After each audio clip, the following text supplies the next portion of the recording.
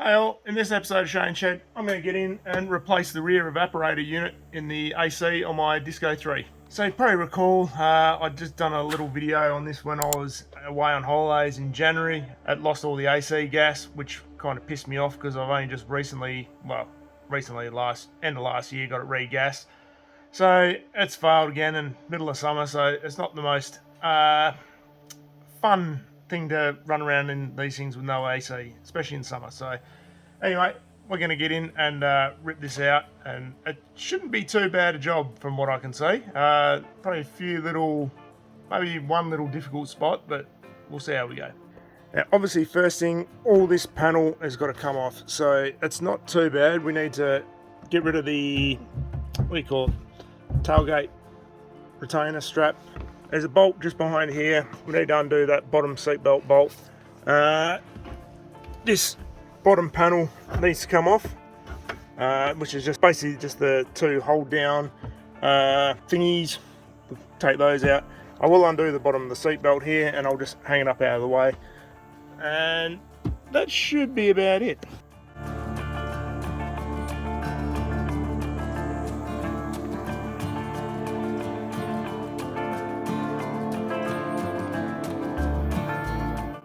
Okay, when this panel's coming off, the factory cigarette lighter just got a little clip at the back. So one of the first steps I'm going to do, I'm going to pull this, this is the little tray for the original tow point, but just these two bolts here, we'll pull those out and that should come out nice and easy.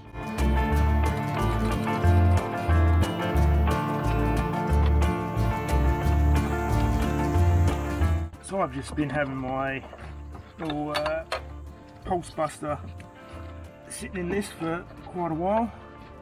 There's a link up in the corner of the card if you're interested in seeing how I built that. There we go. Alright, so now with all that out, we can see some of this pipe work. Here's the, I believe that's the AC lines there, and then the heater lines. Now before we go too much further on inside, I've got to get in behind this heat shield tray to undo the the refridge lines that are on the other side of this. So hopefully it shouldn't be too bad. There's one nut there, another one there, one up the top there, and should be one more just above the mass dampener. So anyway, I'll see what I can do about getting that out. Alright, so I got that heat shield out. So what I've done, it sits sort of up there. I've rotated it around the exhaust and then brought it back out the back. These are pretty soft and flexible. You can mold them around however you please. Alright, you can now see there's those the two nuts we need to get off. Probably be able to see them a bit better under here. So air conditioner that needs to be undone from there. Some hose clamps on those hoses. So I may have to get this inner guard out of the way just to get access to those hose clamps. I may be able to pull it up through the floor. We'll see how we go. Now, these particular bolts on the AC are an 8mm socket. Nice long extension, makes this kind of easy.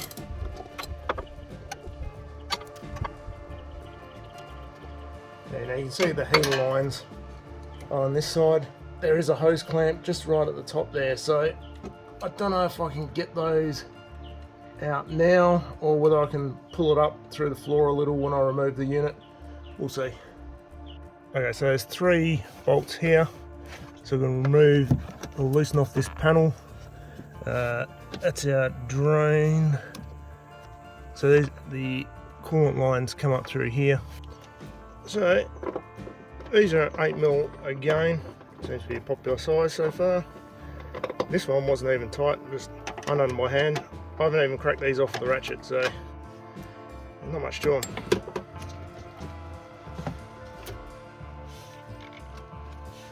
With that up and out of the way, we can pull the drain out of that. Let's get rid of that out of the way.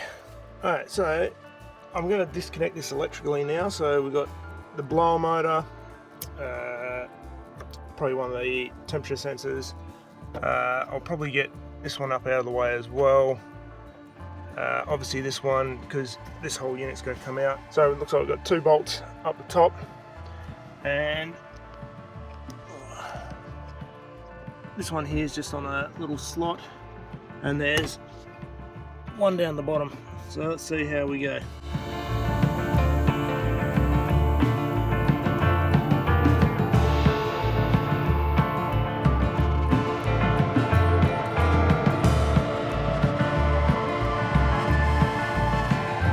Okay, so this is getting close to being come out. So to actually pull it out, I don't think you really need to undo all these this harness. You could probably just unclip it from this section here.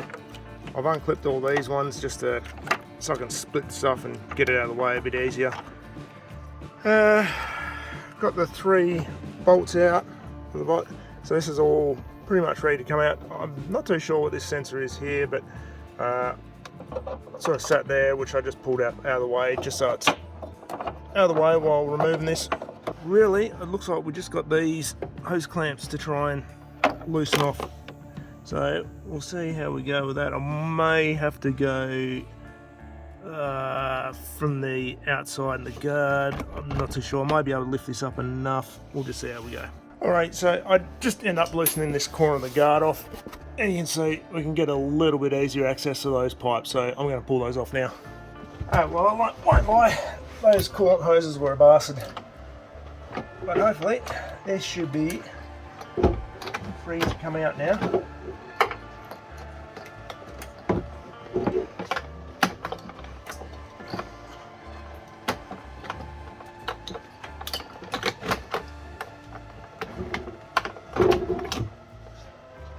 So I guess this is out of the car, so we're halfway there now. Just flip over. I've unplugged pretty much everything on the harness, but we need to remove this section here. So we've got a couple little knob screws on the TX valve.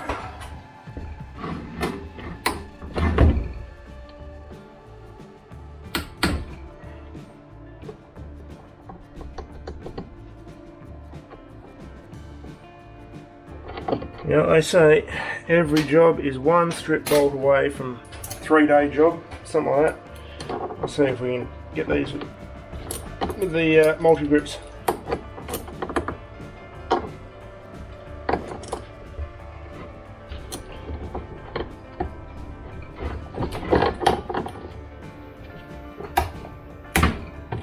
Yep. We're going to remove the air distribution servo. I'm not too sure whether it's 100% required, but Land Rover instructions say to remove all of this stuff, but I don't know if I really need to be honest. Like I say, I only want to get the evaporator core, so I really want to remove a few basic things I need, flip it over. Should be able to pull it straight out from the top, I think.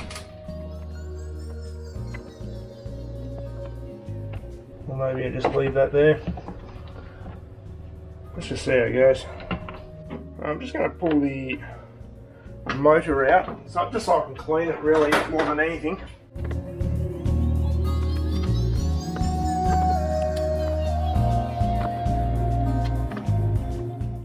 Yeah, so it's a bit grubby. I'll give that a clean up, and I'll rip this little sucker out as well. This is the one that I pulled out originally when I was having a look at what had possibly gone on with this, so give that a clean up as well. Okay, let's get some of this wiring out of the way. Okay, so in order to get this top cover off, there is 11 screws. So 1, 2, 3, 4, 5, 6, 7, 8, 9, 10, 11. So we've got to pull all those out.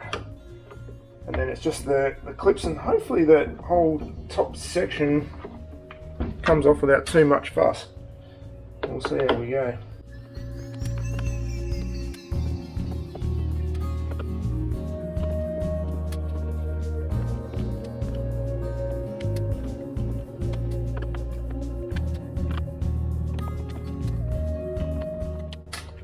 Alright, with all those screws off, we've just got these little clips all the way around here. So there's 1, 2, 3, shit. Alright, 3, 2, 3, still 4,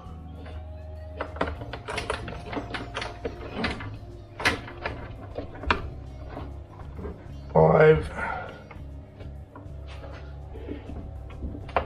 6, 7. Yeah, look, just be particularly careful with those clips there, guys. I've managed to bust 2 of them in the process. Oh, there's one little clip just here on the end as well. Little metal one. Just flick it over. That one's nice and easy. So this little motor needs to come off because it's screwed on across both the halves. So I overlooked that. Easy mistake to make. Hopefully that's all that's holding it together.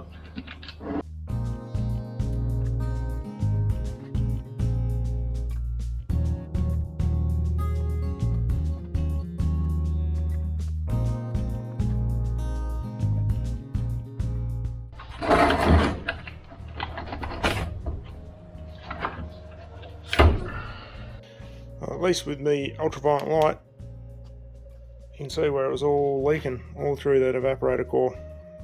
It all lights up. So at least I'm on the right track. So there's the old evaporator with a new one. Now, unfortunately, I don't know whether you're going to see this.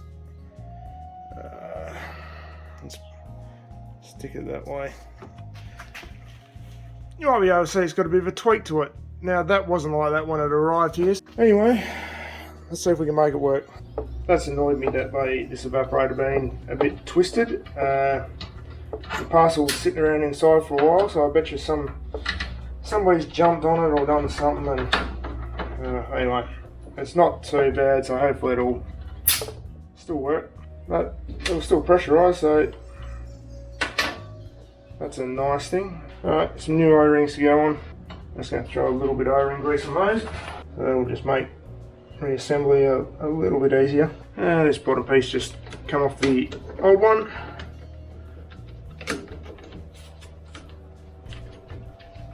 Hopefully we can just slide him in place without too many problems.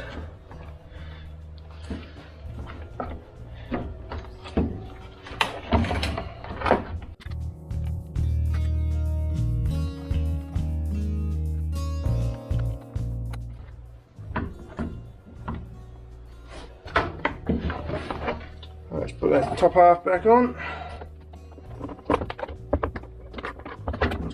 Make sure you keep all your cables out of the way.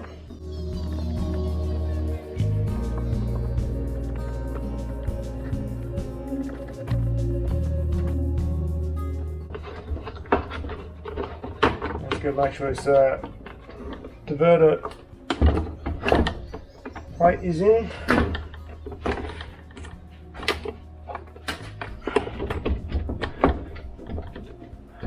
I'll just push down all those clips.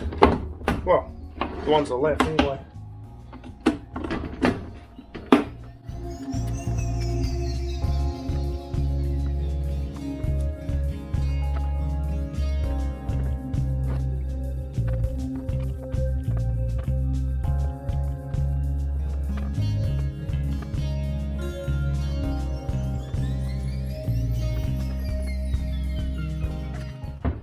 Here's this little clip, just goes on this end here. And apart from the motor, which I'm going to give a bit more of a clean out, and temp switch, which isn't too bad, nearly ready to go back in the car.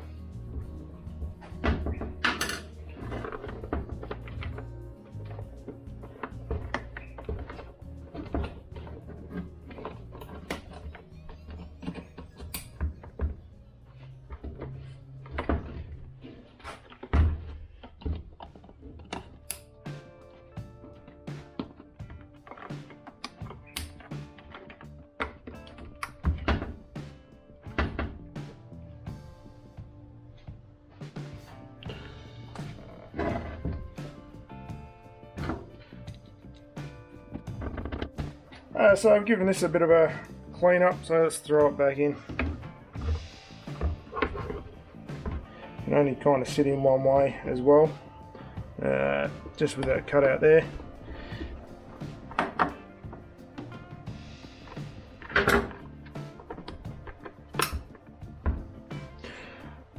Alright, so now we've got everything back together, so time to slot all this back in place.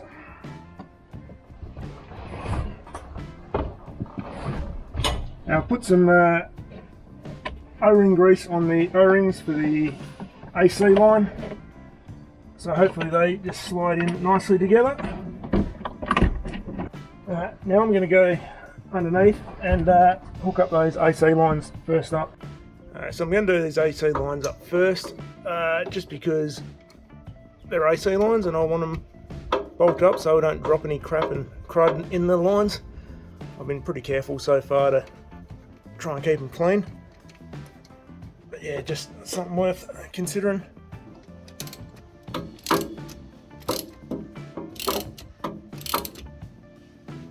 Coolant lines, let's get those done.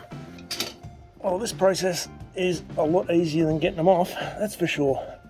Alright, that's that bit done. Alright, hoses are back on, so I'm just going to bolt this back into place.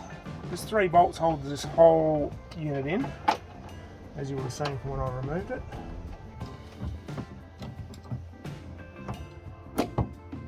Look at this little bottom floor seal, I don't know what you call it. Get it back in place. It's just 3 bolts. I remember this wasn't very tight at all when I undone it, so I'm just going to nip it back down again. I forget this, whatever sensor that is. I have no idea what that one is. Anyway, doesn't really matter. Pretty much most of the mechanical's done, so now we just need to do all these last wiring plugs. Hook them all back up again. And just get the final tuck, all the wiring, all into their little clips and whatnot. Make sure it's all sitting back there as it should, which I'm pretty happy with. Just need that tray back in here. Alright, my LED pulse buster, I can go back in.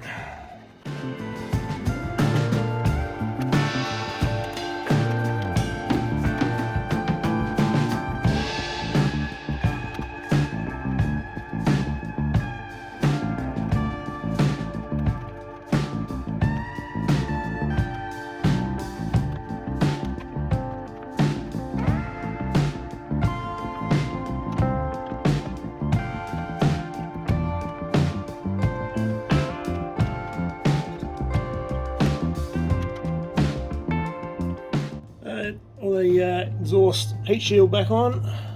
So all I've got left now is pretty much just this inner guard. I need a couple of clips for this top cover, so I'll get that on before that inner panel goes on.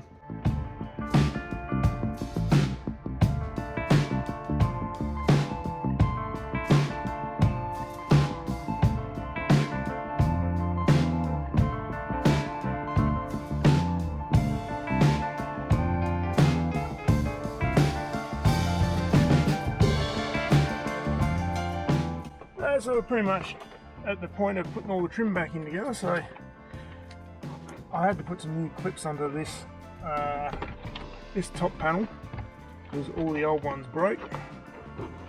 But you know, that's just the way it is with some of these cars. But the new clips sort of don't fit as nicely into the. I hope they clip in properly, but I don't know. Might be some genuine ones later on to sort it out properly. So last major piece is this interior. So I find getting this back corner in is probably the first bit. And we're going to tuck in this front.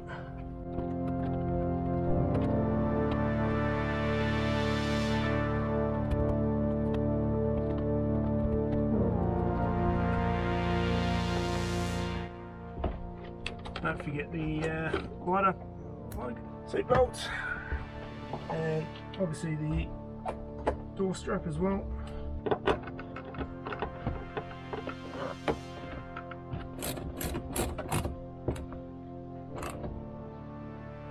And don't forget the seat belt before this last trim piece goes on.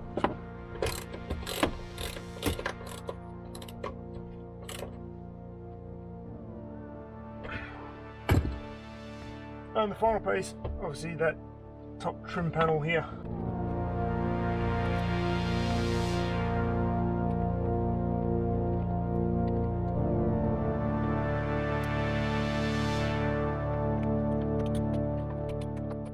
Of course I forgot that, didn't I? That's alright. That's an easy-ish bit to put in, hopefully. It's only the drain, so it's not a biggie. I hope you've enjoyed this guide sort of run through of how to change out the rear evaporator unit. It's not a difficult job. Probably the hardest thing is just those coolant lines, I think, especially if it's been in sort of as long as this one has. They're just a bit tight to get off. But apart from that, everything's really pretty simple to get out. Not really too much to go wrong. So if you enjoyed the video, don't forget to give it a thumbs up. If you haven't subscribed, please consider subscribing. And I guess I'll see you down on the next video. So cheers guys, and I'll see you later.